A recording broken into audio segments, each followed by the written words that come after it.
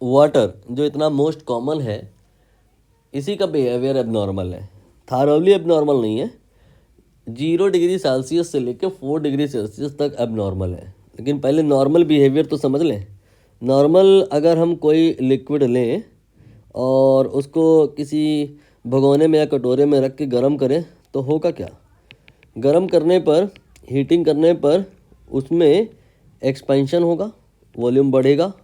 और अगर कूलिंग करेंगे तो उसमें कॉन्ट्रैक्शन होगा, वॉल्यूम कम होगा। जैसे मान लेते हैं कि आपने कोई ऑयल लिया है और उसको हीट कर रहे हो तो ये जो लेवल है उसका ऊपर चला जाएगा, और कूलिंग करोगे तो ये जो लेवल है वो नीचे आ जाएगा। ये नॉर्मल बिहेवियर है।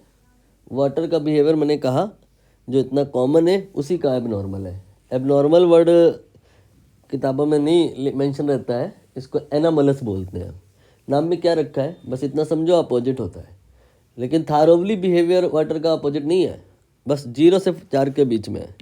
मतलब 4 डिग्री सेल्सियस से लेकर के आगे का जितना भी टेम्परेचर है, 100 के ऊपर तो जा ही नहीं सकते, 100 तक लिख लो।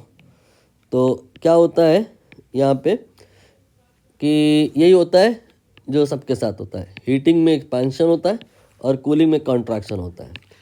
लेकिन 0 से 4 के बीच में जो बिहेवियर होता है वो अपोजिट होता है। मतलब क्या हो जाएगा, हीटिंग में होना तो चाहिए एक्सपेंशन, लेकिन होगा नहीं। मैंने कहा बिहेवियर उल्टा होता है। मतलब हीटिंग में एक्सपेंशन नहीं होगा, कॉन्ट्रैक्शन होगा। और एक्सपेंशन कब होगा? कूलिंग के दरमियान। तो कोई पूछे एनोमलस एक्सपेंशन ऑफ वाटर क्या होता है, तो बोलने का ड्यूरिंग 0 से 4 डिग्री सेल्सियस के बीच में कूलिंग के दरमियान वाटर का एक्सपेंड हो जाना, ये एनोमलस एक्सपेंशन है। ये मैंने डेफिनेशन बता दी बिल्कुल बुक के हिसाब से। बाकी इसके कॉरेस्पॉन्डिंग क्वेश्चन क्या बनेगा, अगर हम एक कंटेनर में वाटर ले लें, ये मान लेते हैं वाटर है, और इसके बीच का कोई एक टेम्परेचर, जैसे मान लो हमने वाटर लिया 9 डिग्री सेल्सियस पे, तो 9 डिग्री सेल्सियस पे जब आप हीट करोगे तो एक्सपेंशन होगा। एक्सपेंशन होगा तो लेवल ऊपर चला जाएगा, ये ओवरफ्लो हो सकता है, हो जाए। और कूलिंग करोगे तो लेवल नीचे चला जाएगा। नहीं ओवरफ्लो अगर होने की चांस भी होंगे तो वो नीचे आ जाएगा, सेफ जोन में चला जाएगा लिक्विड वाटर।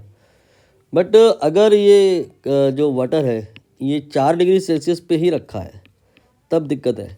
हीटिंग करोगे तो आपका ये वाला कैटेगरी आएगा, इस कैटेगरी में तो एक्सपेंशन होगा, ओवरफ्लो हो जाएगा।